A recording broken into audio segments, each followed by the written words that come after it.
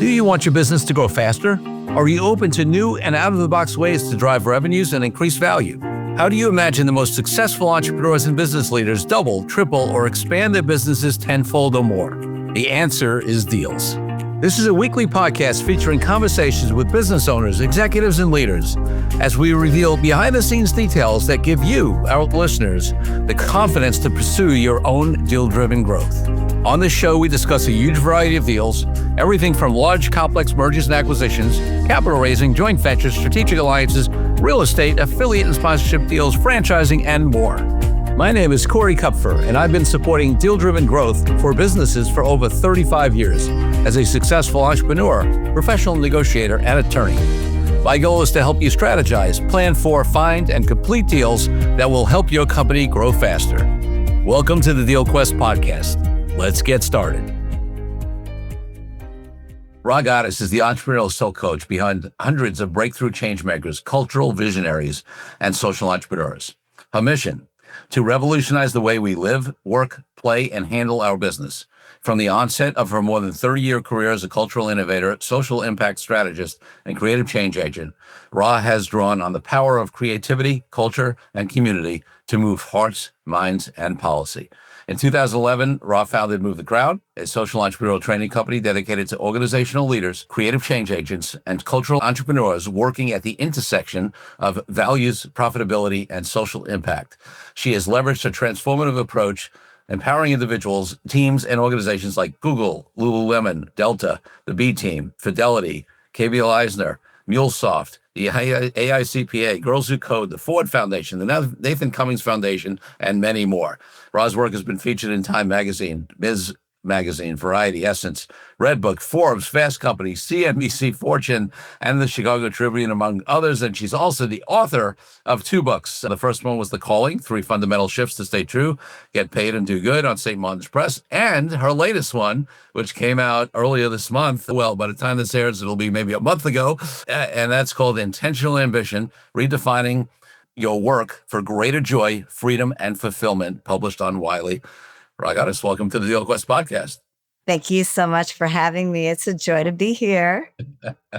Well, and listeners, many of you probably know, but some of you may not know that in addition to that amazing bio, that Rha Goddess also happens to be my wife. And she, of 22 plus years married, and we're pushing almost 25 years together.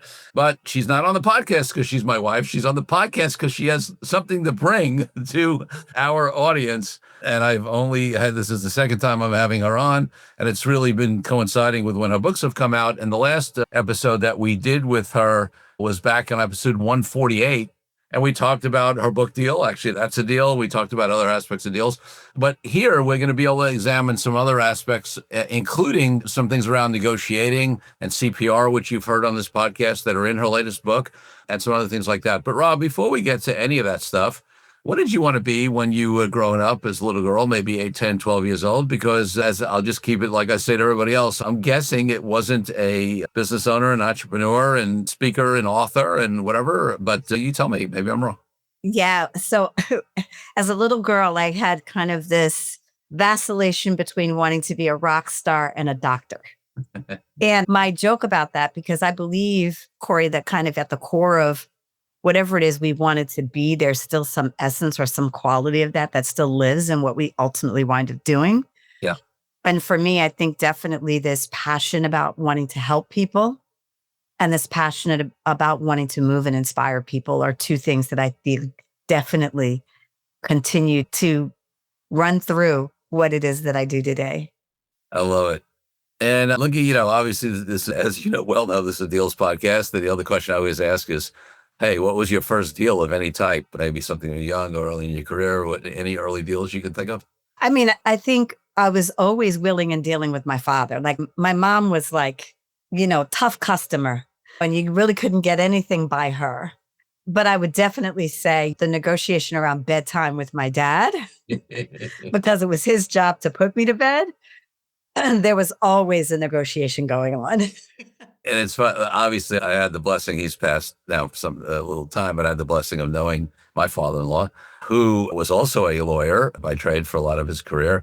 And, certainly negotiating with, he was also a softie though. So I was going to say negotiating with a lawyer is, you got to have some chops, but at the same time, he was a softie. So, Yes. He was a compassionate litigator. Yeah, yeah. That would be the way that I would describe him. Yeah. That's definitely true. Okay, let's talk a little bit. I don't want to wait and tease it that much. Just tell us about the new book, and then we're going to jump into sort of how it ties into deals and negotiating. But just tell us generally about intentional ambition.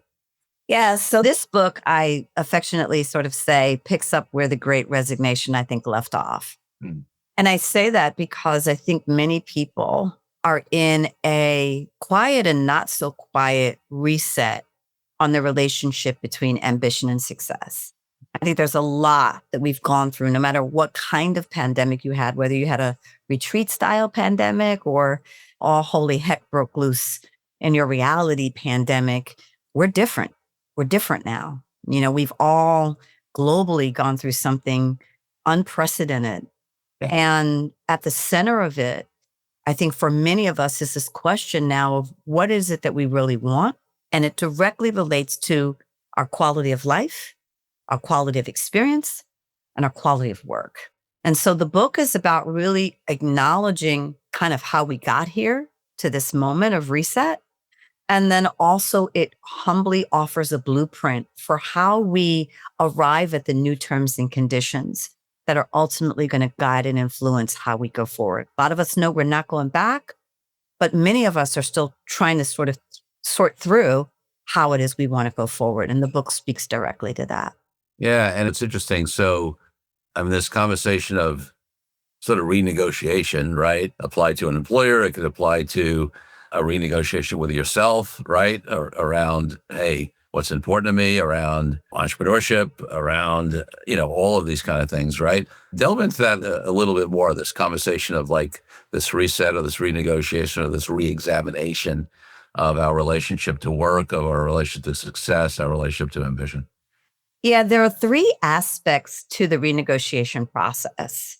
The first is reclaiming. And in the reclaiming, the reclamation process is really about what are the narratives that I have inherited that have really dictated the way that I've pursued and defined success.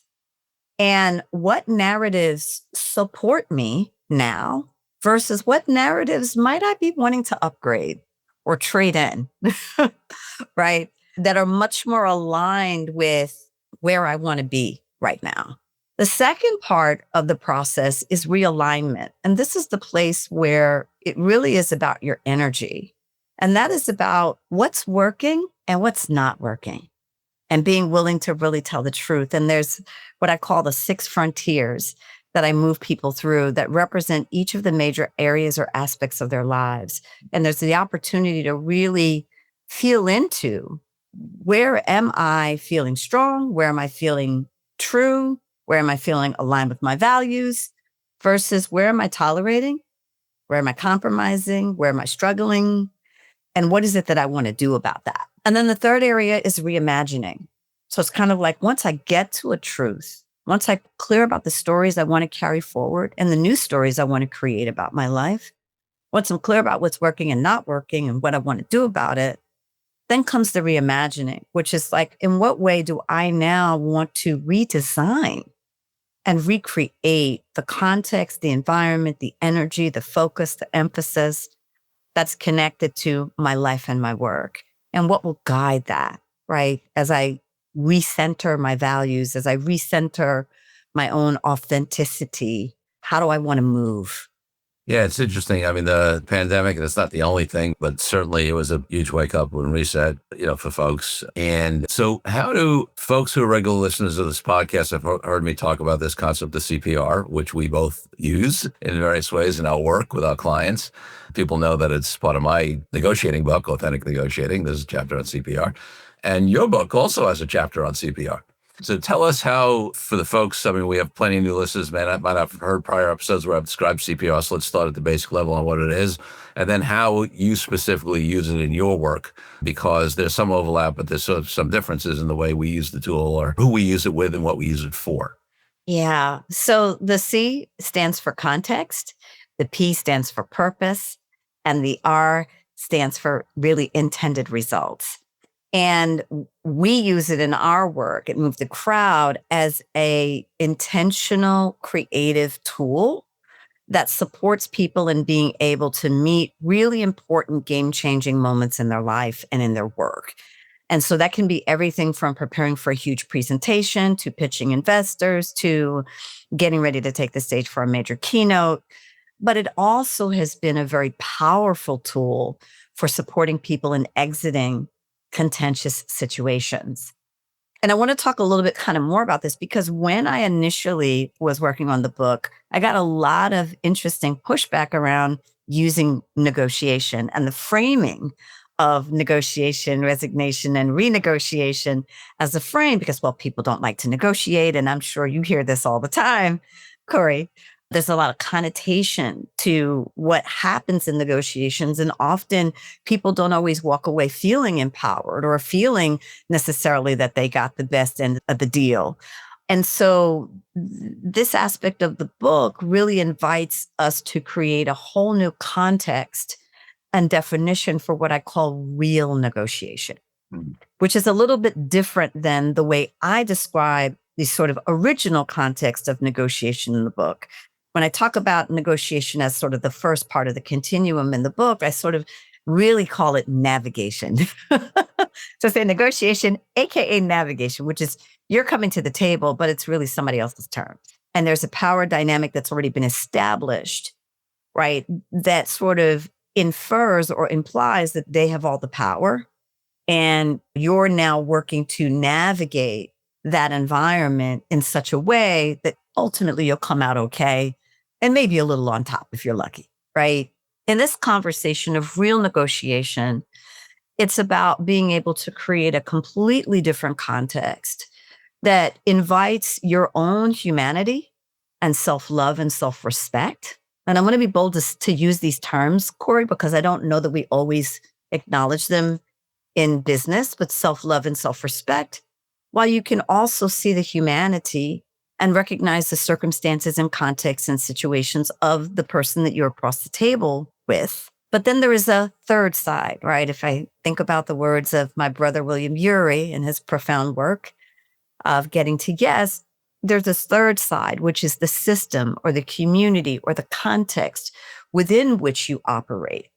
And the opportunity to come to the table thinking about how can all sides really be forwarded, benefited through us coming to a place of agreement? How can we all at the end of the day walk away feeling having been better for the experience of the negotiation, and that it creates a context for relationship and connection that has the potential to produce dividends far, far, far into the future. And that's a powerful statement in general, right?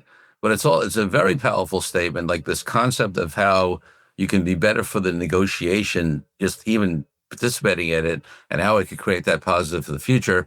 Like it may be easy to see that, like for example, in what I do, if you do a merger acquisition deal or some sort of joint venture where there's going to be an ongoing positive, the whole context of the relationship is for an ongoing positive relationship, right?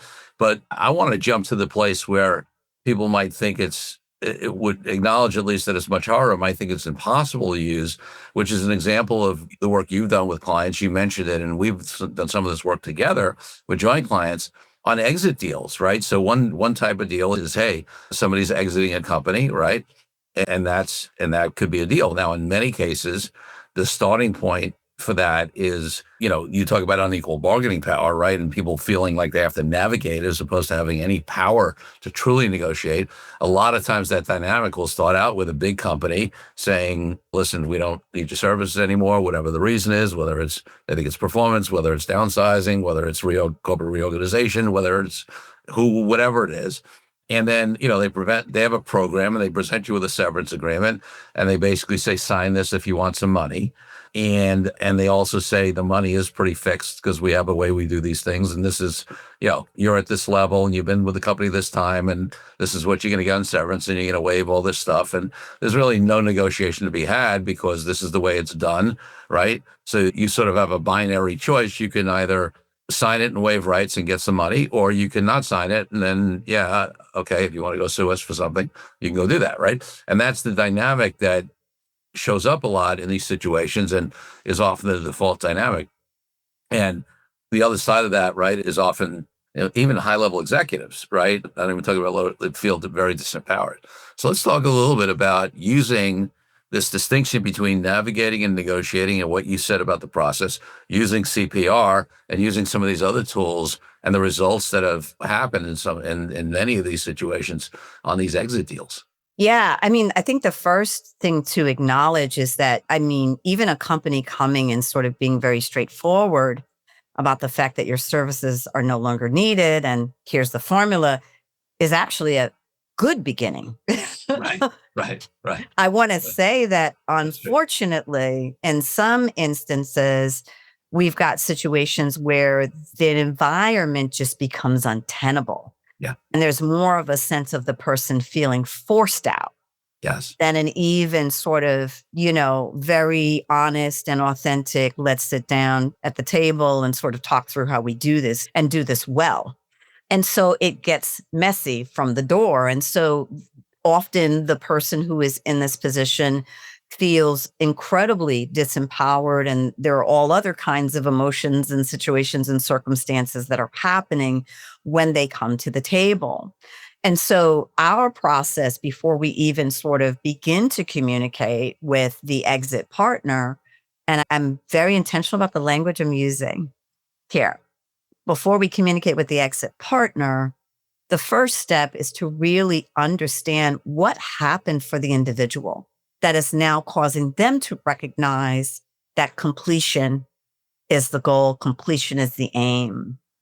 And when we go through the context, the purpose, even before we get to the intended results, what's imperative is to understand what moves that person from a place of feeling disempowered to feeling empowered, to really be able to come to the table in an authentic way, to come to a table in a way that feels honoring of themselves, of the process, and creates compassion and room for the other person. Now, that's a whole process, right? But then why? And the why part of the work is very humbling because it forces us to get to the core of what gets triggered and activated.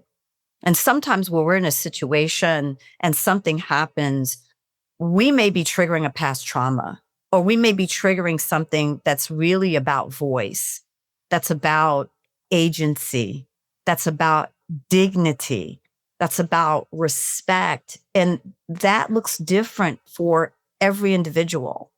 But we all know that anytime we're in a situation or a circumstance where we feel like we've lost that, there's a deeper meaning. What I will also tell you, particularly when I work with my women executives, they want to model something different for other women.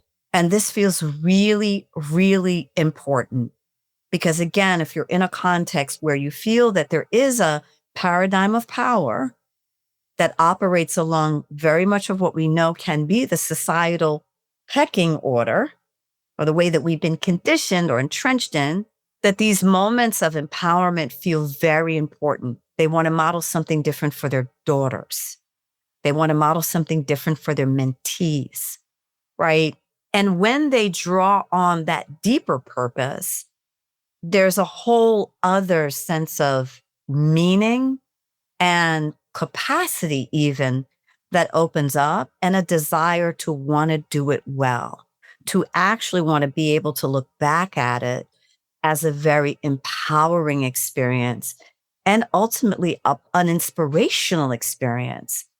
Because through this process, many executives get really clear about how they want to move forward in terms of their additional work and their future work. Like this lays the groundwork often for what's next, even if they take time away post the transition and the exit. And I want to just stop there and point something out, because this is such an important point, not only specifically in these exit negotiation deals and whatever, but for any situation, whether you're negotiating a split of a business partnership, or you're negotiating even the sale of your company, right? There's this thing that would have founded depression, that you walk away with life-changing money. We've talked about that. And it applies to other situations in life. But this thing where there might be this push, right? push to leave the company, whether you're unhappy, they're forcing you out or whatever it is, push to sell your company because you're tired or because there's good economics or whatever, push to get out of that toxic business partnership, whatever it is.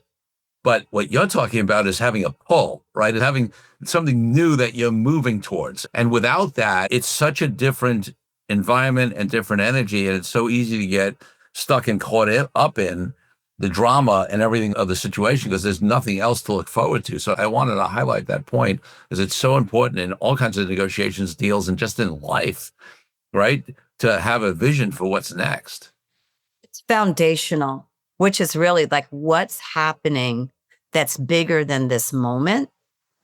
And in what way is it moving me towards and closer to what I believe is really authentically true for me as far as how I want to show up and contribute and be in the world. And so the first two parts of the CPR are really the foundation. And it's interesting because, and Corey, not saying anything you don't know here, we talk a lot about this. Often when we talk about negotiation, people want to get right to, well, what do I want? Yeah. Yeah. Let me tell you what I want, Yeah. right? What I find is that what they want shifts dramatically when they do these other two pieces, right? So yes, money may still be in there.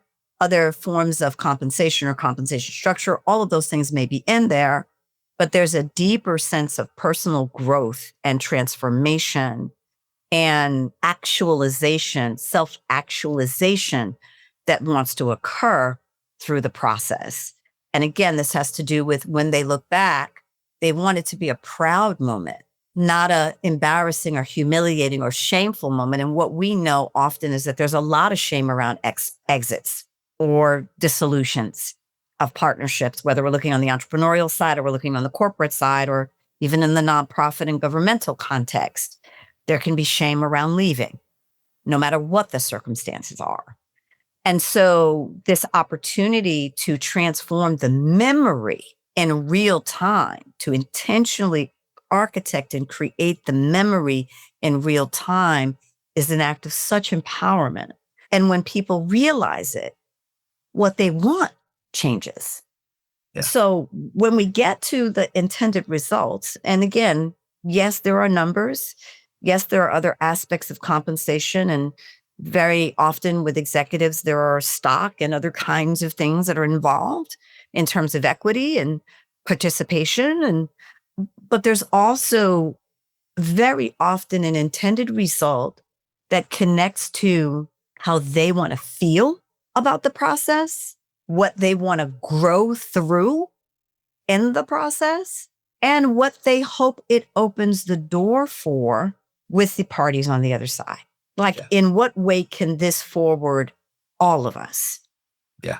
So let's just because we have some newer listeners who might not have heard this on when I've described it, and just talk just very briefly about like the purpose and the context a little more, like what that is, how you get to it, why it's so powerful, and not to just jump to the intended results and to have when you get to intended results, to have them align back to that context and purpose. The context really answers the question, who do you want to be? And this has everything to do with the energy of the approach. In other words, in what way do I want to come to the table? And what feels really important to me to articulate there? And we get very granular and really precise, right? We speak of them as qualities or essences: joy, grace, power, possibility, opportunity, right? Grounded, clear. But even in each of those words, we go deep and ask each particular individual to define in their own language what it means. Because then it has a whole other meaning for them, because they are self-defining in the moment what that specific quality or essence or state represents for them. Yes. And it begins to actually come into the body, because for us, when we do a CPR, there's a whole embodiment process and part of the work that becomes necessary, right? Because we can create it at the top, but then when it gets wavy in the middle of a negotiation, what are you regrounding in? And so this is something they come back to over and over and over and over and over again in order to ensure that the intentions that they're holding are able to sustain through the process of the actual negotiation. So this context they define in their own words. Who do I want to be? I want to be joyful. Okay, well, what does that mean for you to be joyful? That means that I want to recognize that this is a moment of growth for me, because maybe I'm speaking up for myself in a way that I never have before. And rather having this be gloom and doom, this is the opportunity for celebration, because I have a voice and I'm willing to take care of myself and my voice in this conversation, right? When we get to purpose in the work that I do, I'm always about meaning and purpose, whether that's little p or big P, which is about how is this an opportunity to recognize that something bigger is operating, or you have the opportunity to hold a bigger context and framework that will drive your joy, your passion, your commitment. And so when I ask them about the purpose of their work, in what way does this effort forward the greater work you believe you're here to do in the world? This takes our executives and entrepreneurs into their higher contribution. Maybe for the season that they were at that company or that organization, they made a contribution. This reconnects them to why they came and the contribution they wanted to make, whether they feel like they were able to get the job done or not. It reconciles it for them. And then it enables them to understand how this exit can be an extension of their continued contribution to Yes. themselves and to the entity that they're leaving. So that And something bigger than this moment, right? bigger Reach than this back to moment, this. Yeah. bigger than themselves, even more rooted in impact, more rooted in how do we leave it better than we found it. Yeah. Love that. So one of the other things, in the book, like this conversation of ambition, right, is really fascinating to me. And by the way, I mean, it applies in so many situations, right? It can drive people on why they take certain positions within a company. It could drive why somebody becomes an entrepreneur. It can drive why somebody chooses to do deals. And one of the things that I say is that there is this, like in the entrepreneurial world, for example, there's this ethos of you have to grow, right? You have to scale. Scale, you got to grow, you got to scale. All right, deals is a way to do that, right? So yeah, you should go buy that company. You should go raise this capital, right? Because you need money to scale, right?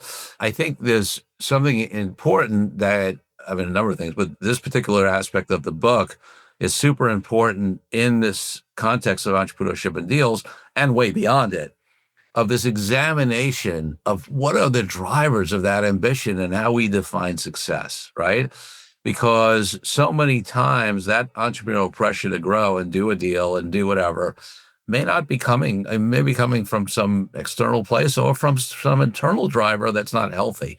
So let's delve into this conversation of re-examining ambition and re-examining definitions of success and how it affects people generally, but certainly may affect the decision making on what kind of deals you're going to do and not do, or whether you're going to start a company at all, or even that default concepts of the you have to scale.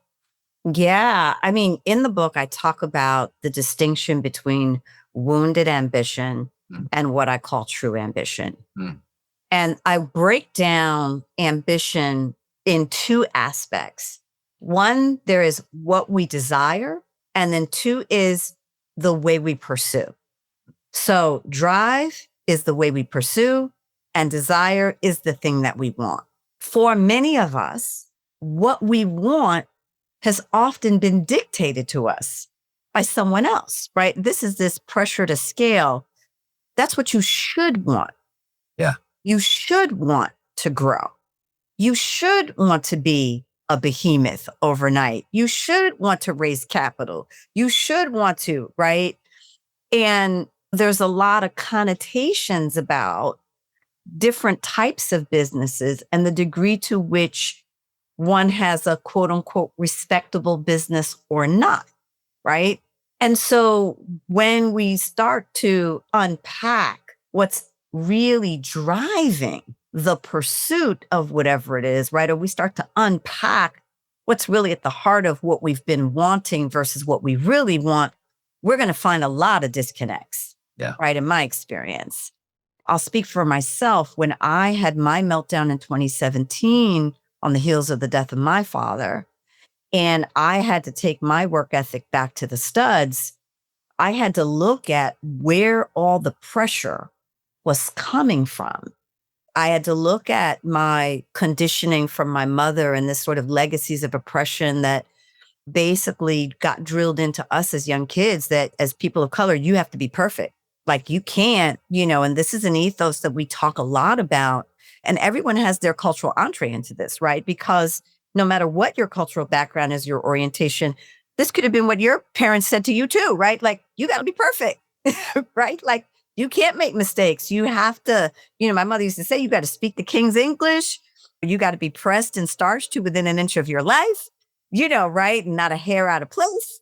Got an A minus. Why didn't you get an A? Why didn't you get an A? And again, we all have this kind of universal experience, but it's rooted in the diversity of the cultures that we represent. And we would be shocked and amazed to hear the voices of each other's parents and grandparents because they sound very similar, right?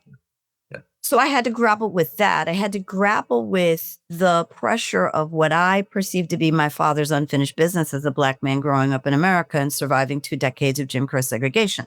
And what did that mean? And all of what I felt I was trying to rectify and reconcile on his behalf, and the ways in which those conversations drove me, my survivor's guilt, coming out of a family within which mental illness runs rampant, right? And I'm so thankful we're finally talking more about this now, right? Because you and I both know 10 years ago, this was not in the public discourse, right? And this is another way in which the pandemic in many ways has been a gift, in that we've been able to really start to talk about the state of our health and well-being with dignity and compassion.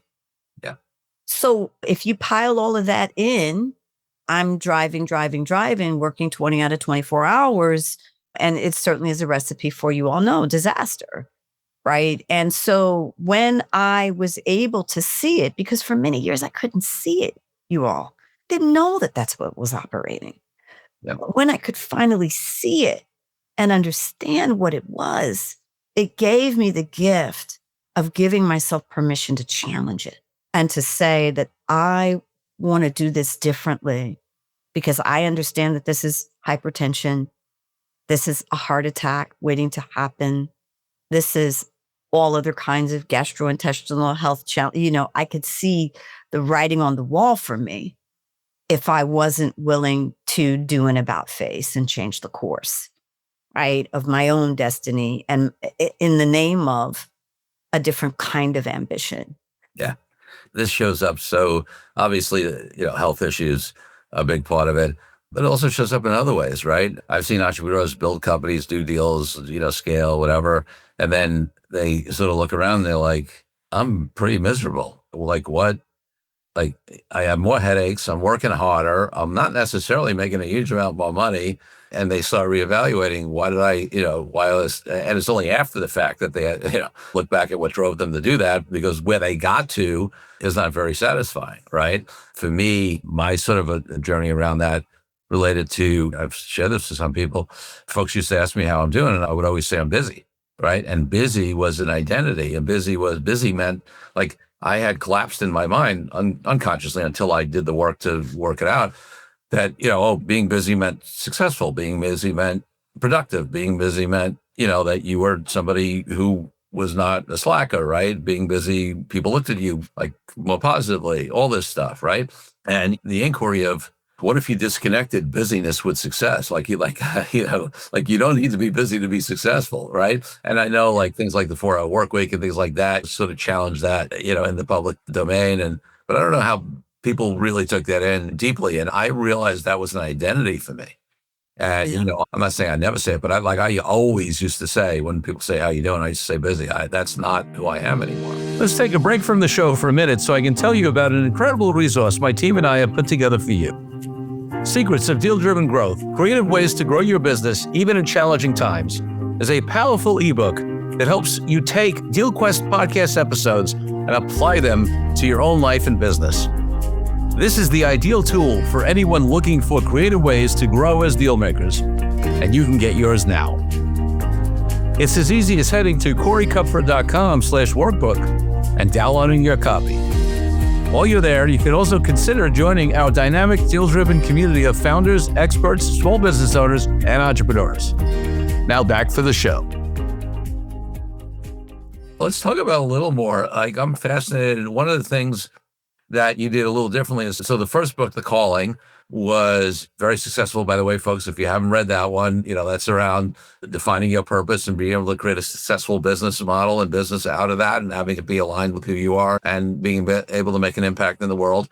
And the joke amongst people that do it is like, that's not that's a workbook. That's Ra's the queen of homework, right? In that book, like she makes you work. This book's a little different. Not that it goes as deep and whatever, but like you did a lot of interviews with a bunch of people, right? In this book, like all different backgrounds and professions and sort of, high level executives, frontline workers. Tell us a little bit more about like these interviews with folks and what you discovered. And if there's any particular, one or two stories you want to share, bring us into this process of interviewing all these different people. Yeah, the interviews were so important to me because I, based upon my purview in the work that we do at Move the Crowd every day, I get to see a particular subsection, right, of our society. And yes, we work with leaders across sectors. We work with organizational leaders, entrepreneurs, nonprofit leaders. But when I was really challenging this idea of what I felt lived beyond the Great Resignation, I felt it was imperative to bring my ear to the ground in a very different way. And that was really what motivated my desire to want to do these interviews. And what was there were many things that were fascinating about the conversations. But what was really interesting was actually watching people and listening to people talk through their historical relationship with working and what they noticed in terms of the different eras of their own life and evolution and the degree to which the philosophies, the aspirations, or the insights shifted as a result, right? So, for example, one of the questions I asked in the interview process was, what was your earliest memory of work and working? Yeah. And there were beautiful stories about, I remember one particular individual, a significant CEO sector leader, corporate sector leader, who talked about the fact that work was embodied by his father. And what he had it symbolized was that you got dirty and you needed Band-Aids. Right? And his father worked on the railroad. Yeah. And he was a caster and a shaper of the metal rails. And so often he would cut his fingers. Yeah. Right? And, he wore overalls. And he would come back and he would have all of the soot and the grime and the oil from working on these engines on his clothes. And that was his earliest memory. And so when he was preparing himself mentally for work, he was like, okay, I'm going to get dirty and I'm going to need Band-Aids, right? To a woman who talked about working in the family store as a little girl and remembering, like at 6 years old, stocking the store and the pride in the displays being beautiful for the customers who would come in, right? And that these were precious memories. To situations where we were in environments where we didn't feel like we were respected, or we didn't feel like we were treated well, and the trauma that many of us still carry as a result of that. And we're just starting, Corey, to talk about, the data is just starting to surface around workplace trauma. And, Deloitte and McKinsey and others have done extensive studies on these phenomenons, right? But this idea, and I talk about this again in the book, where we can carry trauma with us from workplace to workplace to workplace to work, not realizing that this is what we're carrying. Yeah. And the way that it influences and colors the work. And it's important to name, because when somebody who's been through a traumatic work experience comes into a healthy work environment, they can often feel disoriented. Yeah. Because they're being challenged to reestablish trust. Yes. And if that's not made explicitly clear, they can have a very difficult time acclimating, grounding, integrating, and feeling any kind of sense of belonging, right? Because they're still carrying those past experiences, or they have an expectation that this environment is going to be like the last environment, right? I remember a woman saying to me, I would like in my next job, I would actually like the culture to just be like a little less toxic. And I said to her, I said, a little? That's the standard. I was like, that's the criteria? Like a little less toxic? That's a standard? And I talk about this low expectation and the degree to which we've been indoctrinated into having such low expectations. Like we expect there to be politics. We expect our leaders to be overwhelmed and overstretched. We expect them to lead poorly. Yeah. Often, even if the company is making money. Yeah. And some of that is conscious expectation, but so much of that is unconscious because it's been so ingrained in us. We had a conversation with one of our younger associates who comes out of big law, right? Has had experience in several big law firms, and big law has I won't go too down this road, but there's a certain number of aspects in my experience consistently on most big law firms that are very unhealthy in their management style and the way young associates are treated and the lack of respect and training and that kind of stuff. And, we noticed that this person was guarded about certain things and didn't, whatever. And we had to say, you're not in big law anymore. Like you don't need to have those shields up, but it takes something, and then, and the other thing that I'll share is like this conversation of workplace trauma applies not only for people who are employees. I mean, when I was entering into my new business partnership recently, I had to fully reconcile with. I had done a lot of work around it. I thought it was fully done, but there was still some stuff left about some trauma out of a prior business partnership, right? And so this idea that we carry workplace business partnership, listen, people have that, they do a deal and it goes bad, right? They can have deal trauma, right? Yeah. Now I don't want to buy another company. I tried to buy that last company, or I don't want to do another business partnership. My other last business partnership was horrible. This is such an important discussion for anybody in their life to be able to progress and move on and get past it. And it shows up in employees, and it shows up in business partners, and it shows up in relationship to deal. It shows up everywhere. Everywhere. And I think one of the fundamental opportunities I hope this book will help us capitalize on is really moving out of those entrenched perceptions that continue to perpetuate a kind of us versus them. And it lives in the center of a lot of the business that we do, right? That there's always a sort of perception that somebody's trying to get the upper hand. And this is the old paradigm, zero-sum thinking. And anything that we're building on a zero-sum context is going to be perpetuating these kinds of energies and these kinds of dynamics. So the real invitation of the new blueprint, the real invitation of how we move from resignation to renegotiation has everything to do with transforming the context from zero-sum to this idea, in the words of the phenomenal Michael C. Bush, that everybody does better when everybody does better, and that there is enough, right? And that we can actually make the pie bigger, work in ways that make the pie bigger, live in ways that make the pie bigger, and invite more people to partake and thrive in that. Yeah, love that. As we're coming upon time, before I ask you, let's go with questions. I have one or two other things I want to talk about generally in the book. Is there any other particular lesson, a story, or aspect of the book? I mean, people, you should go buy and read the book, right? Yes, yes. And I was going to say, there's lots of stories in the book. Is there any other last aspect of it, or story, or whatever you want to share before I ask you a few other questions about how you're promoting the book, and then we close out? Yeah, one of my favorite interview questions was, what did you quit during the pandemic? What did you quit during the pandemic? And I remember the story of a very successful entrepreneur who got very ill during the pandemic while his business was expanding and exploding. And what he discovered was that this ethos of whatever it takes to get it done always led, and his health and well-being took a back seat.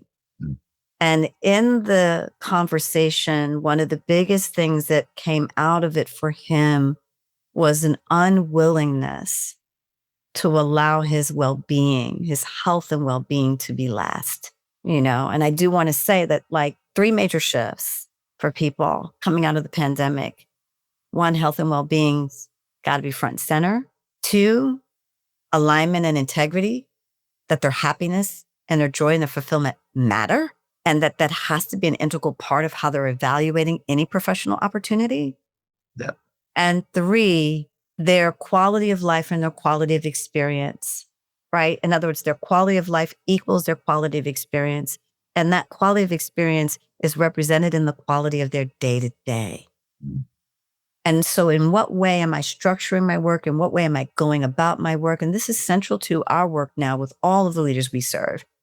In what way am I going about my day where my quality of day-to-day feels expansive and energizing as opposed to draining and contracting? Yeah. Yeah. And listen, I certainly experienced that. I mean, right, you me for the buck, I won't tell you the details of the story, but there is a piece. I mean, listen, when you get shingles during COVID and you're busy because deals are still going on, which was my situation, it makes you look, there's always another layer, right? Looking at, hey, how am I working? What do I want my day-to-day life to look like? All this kind of stuff.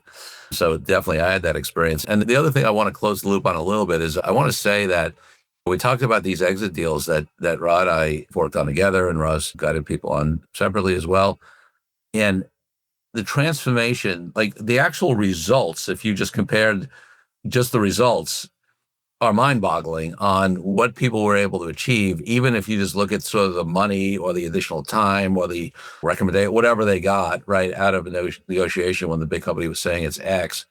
But what's more important to that is the why they got all that, because that's the transformational piece. And it's amazing. Like people have moved from feeling like a victim, feeling like they're in a toxic environment and feeling like very disempowered, to coming out of these negotiations feeling very empowered, very excited for what's next, getting a much better result, and even sometimes like maintaining, like having a positive relationship and positive experience in that. So I just wanted to, realize we hadn't sort of gone to the end result. We had implied it, obviously, from the, but it's really from the point of view of linear thinking of the potential outcomes of a exit negotiation, it is unbelievable. If you understand the level at which this work works on, it's not. Is it a level of transformation? It is what it is, right? So I don't know if there's any last thing you want to say about that. I want to underscore that. I definitely want to underscore that because, we are talking about multi-7-figure exits. Like, let's just give the magnitude. We're talking about multi-7-figure exits. We're talking about situations where we have 6x'd or 8x'd what people originally started with in the conversation without them raising their voices. Yeah. And not only that the people who have been on the other side of these transactions have done everything from apologizing to advocating for, to re-engaging on the other side. So that actually deeper relationship, deeper connection, deeper partnership, and there's a certain pride that the people on the company side hold because they were able to get a deal done in such a way that actually created more dignity for the company, particularly in situations where the company did drop the ball or did make a mistake, right? Because it happens, right? So the fact that people could come to the table, the fact that their humanity could be seen, even when it got contentious, but that person continued to stay true to the commitment and continued to stay true to the intention, called the people on the other side of the table to a higher level of their humanity, to a higher level of their own integrity and their own values. And that when those kicked in, they became champions and advocates and allies. Yes, it really is phenomenal. So I want to make sure we didn't leave without closing that loop. Rha, I want to talk a little bit about how you're promoting this book, because it's very cool. And, we certainly have, I'm sure, listeners out there that are working on books or gotten book deals or desire to get a book deal. And we won't get into the deal aspect of it. We talked about that on the first episode. But you're doing something very different. Listen, the world has changed, right? The days when authors would get books and then sit in bookstores and do book signings, right? And that's the way that they promoted their book. Or, that's kind of gone. Nobody really, I'm not saying that doesn't happen in store signings, but it's not like nobody's hanging out in bookstores. So obviously you're going on podcasts, not only your husband's podcast, but many, and you're doing some speaking. In fact, the honor of speaking at the Milken Institute, which is not an easy gig to get, was invited in and brought, some amazing stuff. But you're doing this other thing, right? And so tell people this other thing that you just did, a couple of them in New York, and we're going to have some in LA in July, and all around the country, and what people are doing with you on that aspect of the book. Yeah. So yes, in addition to the stages and the podcast, we are doing dinners and brunches and luncheons. And we have had a community of hosts from all over the country raise their hands to want to host us in these conversations. And part of it is recognizing that we're at a moment where people really do want to gather. People want to feel that sense of connection. People want to feel that sense of community. People want to hear the perspectives and thinking of others as they've been in their own perspectives and thinking. People also want to meet new people outside of their normal circles. And I think, and this is nothing to do really for me with bashing the state of our world, but I do want to say that in the chaos, all of us are looking to ground. All of us are looking to root. And we recognize that our personal relationships and the quality of our interactions and connections matter. And we want to partner with that. We want to build with that energy. We want to support that energy in the conversations. And I can tell you, yes, I've been on the ground in 2 weeks in New York, lots of dinners, lots of events, lots of interactions. And it's been humbling, it's been moving, and it's been incredibly inspiring. And people giving themselves a lot of permission to reinvent. There's a lot of reinvention and pivoting and transitioning going on right now. And the fact that people can feel affirmed in their reimagination process, if that's the one thing that this book or these conversations get to do, I think I might be able to take a nap when it's all said and done. No, I love it. So folks, listen, definitely check out Intentional Ambition, available in all formats, right? Bookstore, Amazon, Kindle. Audible, all the things. Is the Audible out? Audible is out. Everything is out now. Yep. It's coming out. So, it's all there. You guys know I've had other authors on. I would be promoting this book if she wasn't my wife, because it's phenomenal. And, I'll be honest, I'm pushing it even more because she is, because I love her and I know she does great work and I know that there'll be value. So definitely go get the book. Rha, my final question on the podcast is always about my highest value in life, which is freedom. As you know well, we talk about that a lot.